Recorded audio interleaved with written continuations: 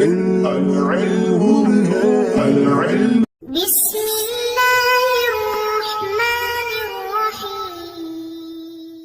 اللهم افتح علينا حکمتک وانشر علينا رحمتک یا والجلال والاکرام۔ تو جی ناظرین، الحمدللہ عز وجل ہدایت النحو کتاب ہماری جاری الساری ہے، اور آج ہم اس کا سبق نمبر 25 مفعول مطلق کی بحث انشاءاللہ عز وجل کلیئر کریں گے۔ تو پچھلے سبق کے اندر جو المقصد الثانی تھا اس کو ہم نے اجمالاً پڑھا تھا کہ جو منصوبات کون کون سے ہوتے ہیں وغیرہ۔ تو اس میں نے عرض کیا تھا کہ منصوبات میں سے جو پہلے 5 ہیں، ٹھیک ہے، المفعول مطلق، پھر مفعول بہ، فیہ، لہ، ماہو، ان کو میں نے عرض کیا تھا کہ یہ منصوبات کی اصل ہیں، یعنی اصول منصوبات ہیں، اور اس کے علاوہ جو تھے منصوبات ان کو کہا تھا کہ ملحقات منصوبات۔ اب اس سبق کے اندر ہم ان میں سے پہلے یعنی اصول منصوبات میں سے جو پہلی قسم ہے المفعول المطلق، اس کو انشاءاللہ ہم شروع کریں گے اور آج کلیئر کریں گے۔ اب اس کو مقدم کیوں کیا؟ تو اس کی کئی وجوہات ہوتی ہیں۔ تو اب اس کو 5 جو مفاعیل ہیں ان میں سے صرف 4 پر اس کو کیوں مقدم کیا؟ تو ان کی وجہ ایک تو یہ انہوں نے بیان کیا کہ مفعول مطلق جو ہوتا ہے اس میں اب نام سے بھی ظاہر ہے کہ مطلق ہے، یعنی قید کے بغیر ہے۔ تو دیگر جو ہیں ان کے ساتھ قید ہوتی ہے، کسی کے ساتھ بہ کی، فیہ کی، لہو، ماہو، ٹھیک ہے، تو یہ قید کے بغیر ہوتا ہے، اس وجہ سے اس کو انہوں نے یہ مقدم ذکر کر دیا ہے۔ دوسرا یہ ہے کہ منصوبات میں اس کے اصل ہونے کی وجہ سے بھی ہے، ٹھیک ہے، دیگر کی بنسبت۔ تو بہرحال اس کی پھر اور بھی وجوہات ہو سکتی ہیں۔ تو آئیے سبق کی طرف بڑھتے ہیں۔ سب سے پہلے فرماتے ہیں اس کی تعریف، کہتے ہیں فصل المفعول المطلق وهو مصدر بمعنى فعل مذکور قبلہ۔ بہت زبردست تعریف ہے، اس کو ہو سکے تو عربی میں یاد کریں تاکہ آپ کو ساری زندگی فائدہ دے، وگرنہ اس کو اردو میں سمجھ لیں پھر یہ بھی آپ کو فائدہ ہوگا۔ تعریف کیا ہے؟ کہتے ہیں وہو کا مرجع وہی، یعنی جو ہم فصل پڑھ رہے ہیں، یعنی مفعول مطلق۔ تو وہ مفعول مطلق یعنی مفعول مطلق وہ کہتے ہیں مصدر، ایسا مصدر ہے، وہ مصدر ہے بمعنى فعل، جو ایسے فعل کے معنی میں ہو، مذکور قبلہ ہو، جو اس سے پہلے مذکور ہے، یعنی ایک مصدر ہے تو اسی مصدر سے پہلے ایک فعل ذکر کیا گیا ہوگا، تو ان کا فرق کیا ہوگا؟ ان کا جو مین چیز ان کے طرف مشترک ہوگی وہ کہتے ہیں کہ اس کے معنی میں ہوگا، ٹھیک ہے۔ اب کہتے ہیں دوبارہ تعریف سماعت کریں کہ مفعول مطلق وہ مصدر ہے جو ایسے فعل کے معنی میں ہو جو اس سے پہلے ذکر کیا گیا ہے، ٹھیک ہے۔ اب اس فعل کو ذکر کیا جانا، جس طرح یہ کہا نا کہ فعل ایسے فعل کے معنی میں ہو جس سے پہلے، یعنی اس مصدر سے پہلے ذکر کیا گیا ہو۔ اب یہ ذکر کیا جانا اس کا مطلب کیا ہے؟ اس کا مطلب انہوں نے حاشیہ میں بیان کیا۔ تو حاشیہ نمبر 2 میں انہوں نے فرمایا کہ مذکورن حقیقتاً، یعنی کبھی تو یہ جو مذکور یعنی ذکر کیا گیا ہوگا یہ حقیقتاً ہوگا، یعنی واقعتاً ہی سامنے موجود ہوگا، ہمیں نظر آ رہا ہوگا۔ جیسے مثال بھی انہوں نے دی ہے ضرب تو دربن، ٹھیک ہے، بارہا یہ استعمال ہوا، مثال آپ نے بارہا دیکھی ہوگی، آگے دیکھیں گے۔ تو اب یہاں پر دربن مصدر ہے، اور اسی معنی کے اندر جو فعل مذکور ہے اس سے پہلے ضرب تو بالکل مادہ بھی ایک ہے، معنی بھی ایک ہے، مادہ ایک ہو نہ ہو بہرحال معنی ہونا ضروری، کیونکہ تعریف کے اندر قید اسی کی لگائی، ٹھیک ہے۔ پھر آگے اس کی 3 قسمیں میں عرض کرتا ہوں، اس کے اندر آپ کو مزید فائدہ ہوگا۔ تو بہرحال یہاں جو یاد رکھنا ہے کہ فعل حقیقتاً مذکور ہو، جیسے یہ مثال دیکھ رہی، یا پھر حکمن ہو، یعنی ظاہری طور پر ہمیں نظر نہیں آ رہا لیکن وہ آس پاس چھپی ہوئی ہوگی، وہ فعل آس پاس کیا ہوگا؟ چھپا ہوگا، اس سے پہلے چھپا ہوا ہوگا، کیونکہ چھپا ہوا ہوگا تو وہ بھی مذکور کے معنی میں ہوتا ہے۔ مشہور قاعدہ ہے کہ المحذوف کالمذکور، کہ جس کو حذف کیا گیا ہوتا ہے وہ ذکر کیا گیا کی طرح ہوتا ہے، ٹھیک ہے، المحذوف کالمذکور۔ تو اب اس کی مثال کیا کہتے ہیں؟ آگے جو پورے آیت مبارکہ ہے اس میں ہمارا جو مقصد ہے وہ ہے فضرب الرکاب، یہاں پر درب مصدر ہے، تو اب یہ پیچھے اس کا کافرو کے بعد فعل محذوف ہے، وہ انہوں نے آگے یہ جو بریکٹ میں سورہ محمد لکھا ہوا ہے اس کے آگے لکھیں ائی، یعنی تفسیر کر رہے ہیں کہ اضربوا ضرب الرکاب تھا، یعنی مارو تم گردنوں کو مارنا، ٹھیک ہے۔ اب یہاں پر یہ فعل محذوف تھا اور یہاں پر یہ حکمن کی مثال ہے، کیونکہ حقیقتاً واضح ہمیں نظر نہیں آ رہا تھا بلکہ ہم نے پوشیدہ نکالا۔ تو بہرحال پھر ایک ذہن میں سوال آ سکتا ہے کہ بھائی ہمیں کیسے پتہ چلے گا؟ یعنی بعض کا ہم مصدر تو دیکھ لیں تو کیا ہر جگہ ہی ہم کہیں گے کہ مفعول مطلق یہاں فعل محذوف ہے؟ اس کی کیا علامت ہے؟ جس کی انہوں نے آگے کرینہ بیان کر دیا، کہتے ہیں والقرینۃ علی حذف الفعل نصب المصدر، کہتے ہیں فعل کے حذف پر وہاں پر مصدر کا نصب ہونا ہی کرینہ دلالت کر رہا ہے، ٹھیک ہے۔ یعنی یہاں پر یہ مصدر جو منصوب ہے، جس طرح آپ دیکھ رہے ہیں فضرب الرکاب، یہاں پہ اس کا زبر پر لگا ہوا جو با کے اوپر فتح جو ہے، تو یہی دلالت کر رہا ہے کہ یہاں پر فعل محذوف ہے اور پھر اس پر میں نے قاعدہ عرض کر دیا کہ المحذوف کل مذکور۔ اب تیسری صورت ایک اور انہوں نے بیان کی ہے کہ بعض کا ان میں سے نہیں ہوگا بلکہ وہ یعنی فعل نہیں ہوگا بلکہ ہوگا کیا، کہتے ہیں او کان اسما مشتملا علی معنی الفعل، یعنی ایسا اسم ہوگا جو معنی فعل پر مشتمل ہوگا، یعنی اسم ہوگا فعل مذکور نہیں ہوگا بلکہ اسم ہوگا، جیسے کہتے ہیں زید ضارب ضربا۔ اب یہاں ضربن مصدر تو ہے لیکن اس سے پہلے ہم نے قید کیا لگائی تھی کہ فعل ہو، لیکن یہاں پر فعل نہیں بلکہ ضارب صیغہ صفت ہے، ٹھیک ہے، تو لہٰذا اس طرح بھی ہوتا ہے اور یہ چل جاتا ہے۔ بہرحال اوپر آئیے دوبارہ متن کی طرف۔ تعریف کے بعد اس کے آگے 3 قسمیں بیان کر رہے ہیں، یہ بہت زبردست اور یاد رکھنے والی چیزیں ہیں۔ کہتے ہیں وَيُذْكَرُ لِلتَّأْكِيدِ كَضَرَبْتُ ضَرْبًا، کہتے ہیں کبھی اس کو ذکر کیا جاتا ہے تاکید کے لیے، مطلب مفعول مطلق تو ہوگا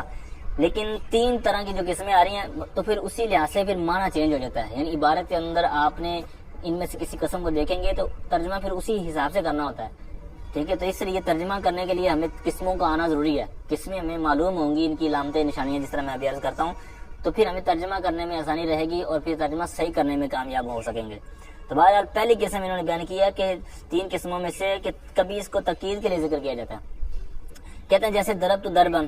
ٹھیک ہے، کبھی کی قید نہ لگائے کیونکہ قید وغیرہ نہیں ہے، اس کو تاکید کے لیے ذکر کیا جاتا ہے، جیسے ضربت ضربا، تو یہاں پر جو ضرب ہے اور پیچھے ضربت ہے، تو اب یہاں پر ضرب مفعول مطلق بنانے کی وجہ کیا ہے، تاکید، ٹھیک ہے، مارا میں نے مارنا یا میں نے مارا مارنا، ٹھیک ہے، اس طرح۔ دوسری قسم کہتے ہیں اولی بیان نوع، کہتے ہیں نوع یعنی قسم بیان کرنے کے لیے، اولی بیان نوع بیان کرنے کے لیے مفعول مطلق آتا ہے، ٹھیک ہے۔ اب یہ کس صورت میں ہوتا ہے، جب کہتے ہیں اس کا مدلول، جب اس کا مدلول یعنی فعل اور جو مصدر ہے اس کا مدلول کہتے ہیں کوئی فعل کی کوئی خاص قسم اور نوع ہو، جیسے مثال کے طور پر جلستو جلسۃ القاری، ٹھیک ہے، جلسۃ القاری۔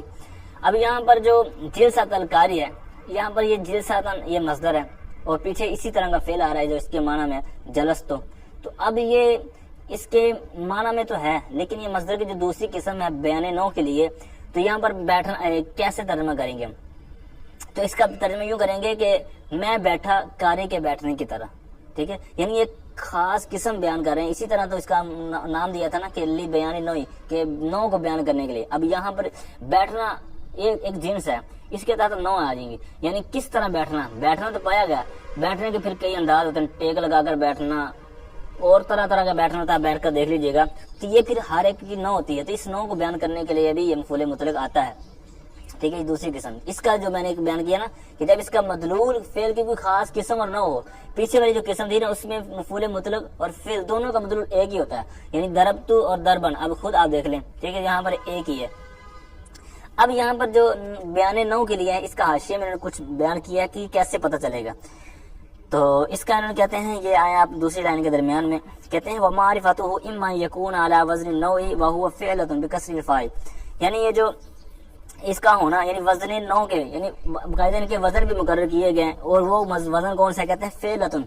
فا کے کسرہ کے ساتھ، یعنی فا کلمہ جو ہے فعل، فا کے کسرہ کے ساتھ جو وزن ہے تو اس کے وزن پر بھی ہوتا ہے، اس کی معرفت یہ بھی ہے، یعنی اس کے وزن پر کوئی مصدر ہوگا تو آپ پہچان لیں گے کہ یہ 3 قسموں میں سے دوسری قسم ہے، یعنی بیان نوع کے لیے۔ اور اس کے علاوہ بھی مشہور قاعدہ آپ نے پڑھا ہوگا کہ الفعلۃ کا جو وزن ہے کہتے ہیں للحیات، یہ حیات کے لیے آتا ہے، یعنی حیات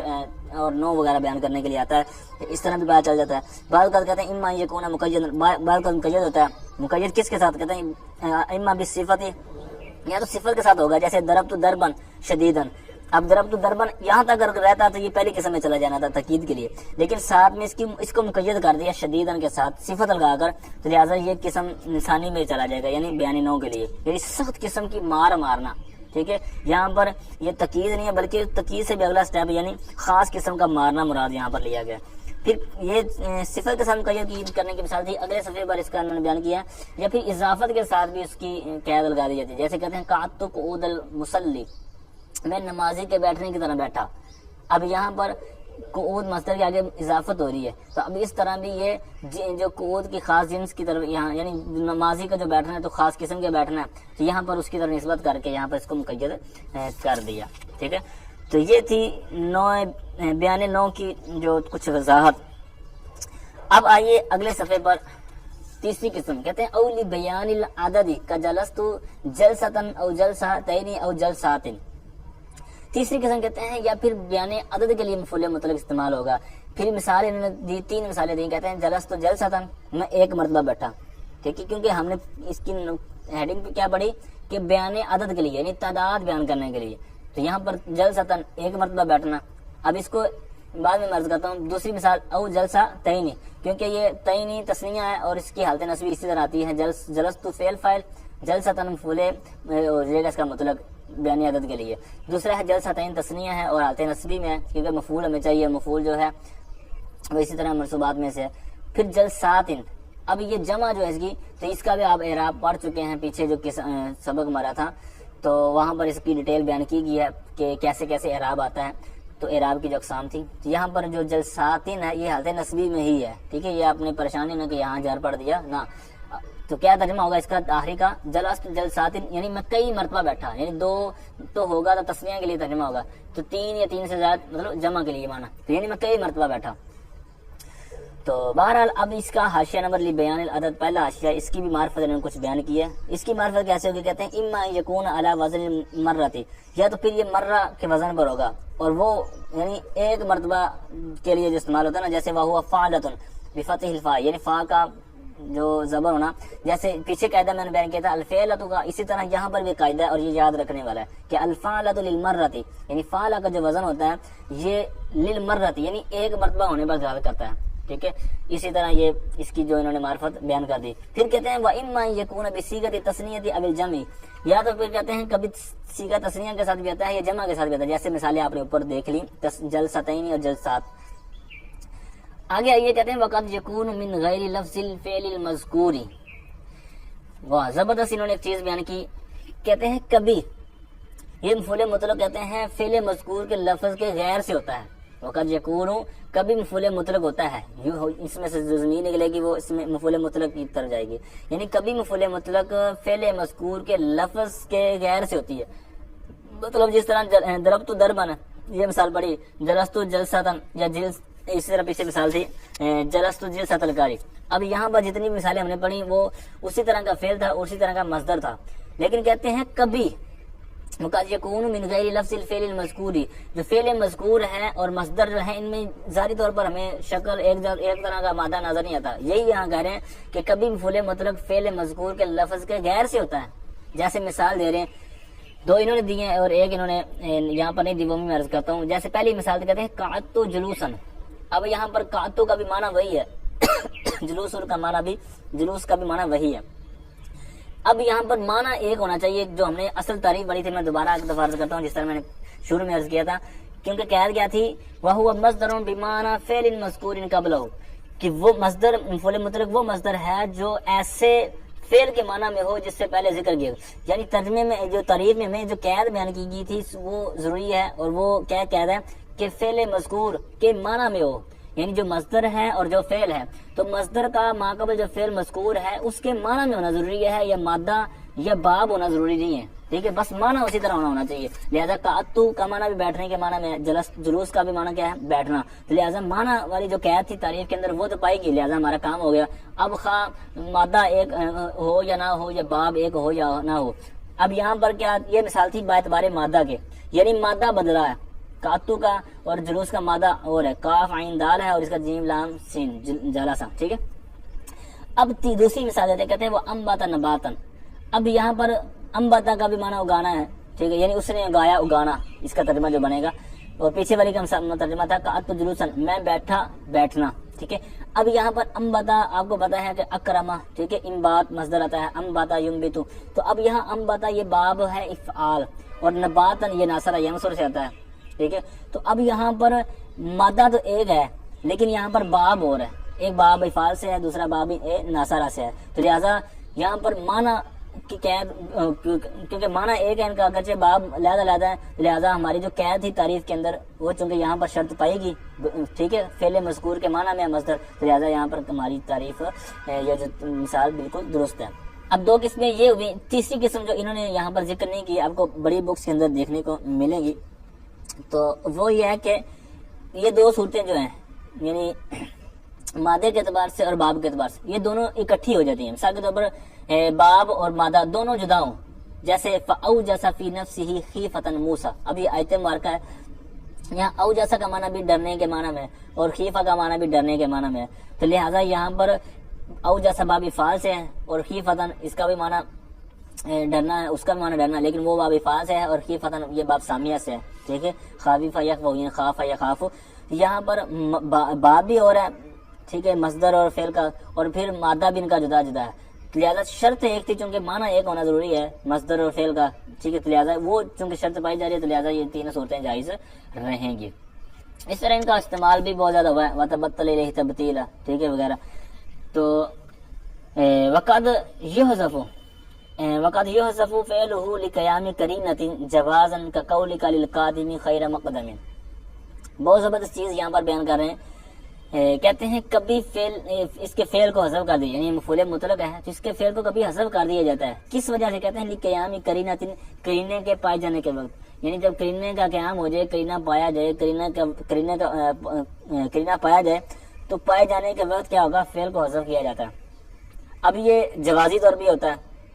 ٹھیک ہے، جیسے کہتے ہیں تیرا آنے والے کو کہنا، کقولک للقادمی، آنے والا کسی سفر وغیرہ سے آنے والے کو تیرا یہ کہنا، خیر مقدمین، اب خیر مقدمین یہ ہے مفعول مطلق، اب اس کا جو فعل حذف کیا گیا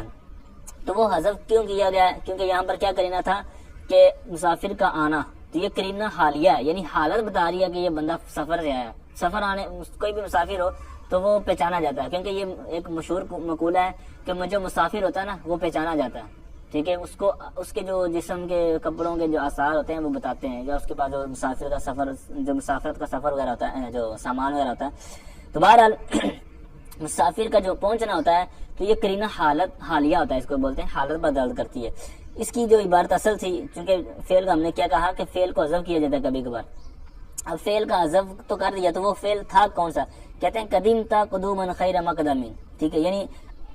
تو آیا ہے، تیرا آنا بہتر ہے، بہتر آنا، ٹھیک ہے، یعنی تیرا آنا بہتر ہے۔ اب یہاں پر جو قدیم تا قدوما، یہاں اس کو حذف کر دیا گیا، خیر مقدمین کو ذکر کر دیا گیا، اب یہ تھا جوازی طور پر، ٹھیک ہے۔ اب یہاں پر آپ نے کیا یاد رکھنا ہے، اچھا یہ جو مثال ہے نا قدیم تا قدوما خیر مقدمین، اس پر کچھ اعتراضات بھی ہوتے ہیں جو آپ کو بڑی کتابوں میں پڑھنے کو ملیں گے، لیکن ایک میں آپ کے سامنے رکھتا ہوں تاکہ آپ کو کچھ نہ کچھ یہاں پر یاد رہے۔ خیر مقدمین، خیر اصل میں تھا اس میں تبدیل، اخیارو، اسی طرح شرون جو لفظ ہے یہ بھی آپ نے دیکھا ہوگا، یہ اشرو، ٹھیک ہے، اسی طرح اور بھی اس طرح کے جو الفاظ ہوتے ہیں جن کو ان کی شکل چینج کر دی گئی ہے۔ اب یہاں پر خیرون یہ اخیارو تھا، پھر اسے اس میں تبدیل بنا، ٹھیک ہے، تو اب جو اسے ختم کرتے ہوئے کثرت استعمال کی وجہ سے جو یہ خیرون بن گیا، تو اب یہاں پر اعتراض یہ ہوتا ہے کہ جو مفعول مطلق ہے تو یہ مصدر ہوتا ہے، اب مصدر ہوتا ہے جو فعل کا عام بنا، لیکن یہاں پر جو خیر مقدمین ہے تو یہاں پر تو جناب یہ اس مصدر ہے ہی نہیں، یہ تو اس میں تبدیل ہے، اور اس میں تبدیل تو اس طرح کا اس کے اندر صلاحیت نہیں ہوتی کہ وہ مصدر بن سکے، یعنی اس کے اندر مفعول مطلق اس طرح بننے کی صلاحیت نہیں ہوتی، تو آپ نے اس کو کیوں اس طرح کا ذکر کر دیا کہ یہ مفعول مطلق ہے، حالانکہ اس کے اندر تو وہ قوت پاور نہیں ہے کہ یہ مفعول مطلق بن سکے۔ پھر اس کے انہوں نے کئی طرح کے جواب دیے ہیں، جن میں سے آپ نے جو یاد رکھنا ہے وہ یہ ہے کہ یہ آپ کی بات ٹھیک ہے کہ یہ نہیں رکھتا صلاحیت، لیکن جب یہ کسی کی صفت مان رہا ہو یا کسی کی طرف اس کی اضافت ہو رہی ہو، یعنی یہ کسی کی طرف مضاف ہو رہا ہو، تب یہ بن سکتا ہے، اور یہ پھر اسی کے حساب سے اس کے اندر صلاحیت ہو جاتی ہے۔ مثال کے طور پر قدیم تو قدومن خیر مقدمین، اس کو آپ دیکھ لیں، قدومن جو پیچھے موصوف تھا اس کو اس کی صفت بنا دیں خیرہ کو، یا پھر کہتے ہیں خیرہ مضاف ہے، مقدمین آگے مصدر میمی جائیے، اس کی طرف اس کی اضافت ہے، تو اس طرح یہ اس کی طرف جب ہوگا تو یہ قدومن حسنہ کے معنی میں ہو جائے گا، لہٰذا اس طرح اس کی جب ہم نے تطبیق کر دی یا اس طرح اس کی توجیہ بیان کر دی، لہٰذا اس طرح کرنے سے اس کا معنی جو ہے وہ بننا درست ہو جاتا ہے، لہٰذا آپ کا جو اعتراض ہے وہ اپنی جگہ ٹھیک ہے، لیکن ہمارا کچھ اور ہی مقصود ہے، ہم نے کچھ اور ہی تعویل وغیرہ کی ہے، اس کے اوپر پھر اور بھی بحث ہے۔ بہرحال یہ جو مثال ہم نے پڑھی ہے یہ میں نے عرض کیا کہ کرینہ حالیہ کی ہے، ایک اور مثال بھی ہے وہ ہے لفظی مقالیہ، یعنی ایک بندے نے آپ سے سوال کیا، یعنی مقالیہ، کرینہ مقالیہ لفظیہ، مطلب ایک بندہ سوال کرتا ہے، مثال کہ کسی نے کہا کہ تم کس طرح بیٹھے ہو، تو وہ آگے سے کہے مطلب جلوس القاری، تو اب یہاں پر پیچھے کیا محذوف ہوگا؟ جلستو، کیونکہ سامنے والے نے سوال ہی بیٹھنے کا کیا ہے تو وہ آگے سے جواب دے رہا ہے کہ میں قاری کے بیٹھنے کی طرح بیٹھا، تو اب یہاں پر جلستو جو ہے یہ محذوف کر دیا جائے گا، کیوں؟ کیونکہ یہ جو گفتگو ہو رہی ہے، جو مکالمہ ہو رہا ہے یا اس کی گفتگو ہو رہی ہے، تو اسی کے دوران ہی یہ فعل مطلب ذکر کیا گیا، تو لہٰذا دوبارہ ذکر کرنے کی اجازت نہیں تھی۔ اچھا، اب یہ اوپر کہا تھا کہ یہ جوازن،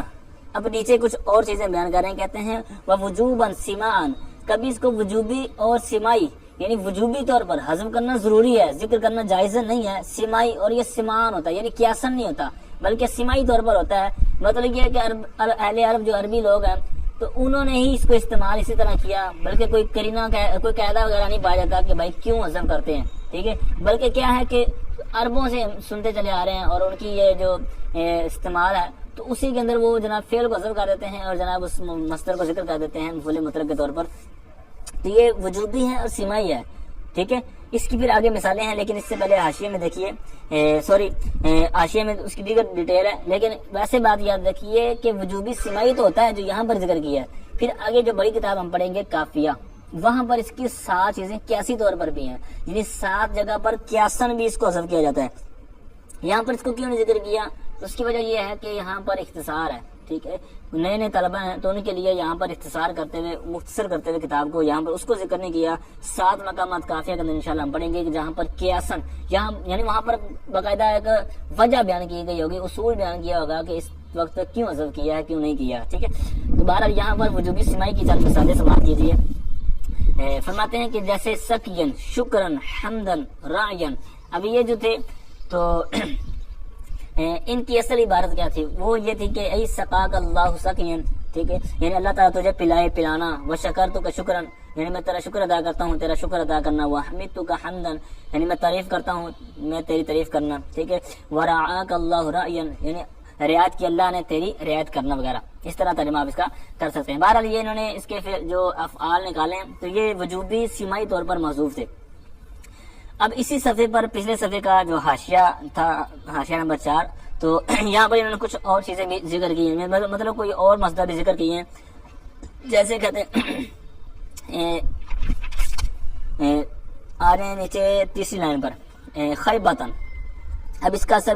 فعل جو مذکور ہے محذوف ہے وہ ہے خواب خیبتن۔ اسی طرح آگے آ جائیں تھوڑا سا جدعن، یہ اصل تھا جادع جدعن، ٹھیک ہے، اسی طرح عجبن عجبت عجبن، ٹھیک ہے، اس طرح کے یہ انہوں نے افعال نیچے ذکر کیے ہیں کہ ان کے افعال کو کہتے ہیں کہ وجوبی طور پر حذف کیا گیا ہے، یعنی اس کو حذف کرنا وجوبی ہے، یعنی جو فصحاء اور بلغاء حضرات تھے تو ان کی زبانوں پر ان کا جو کثرت استعمال کی وجہ سے کہتے ہیں جو تخفیف کا تقاضا کرتے ہوئے، تخفیف کو طلب کرتے ہوئے یہاں ان کے افعال کو حذف کر دیا گیا ہے، ٹھیک ہے جی ناظرین، یہ تھا آج کا ہمارا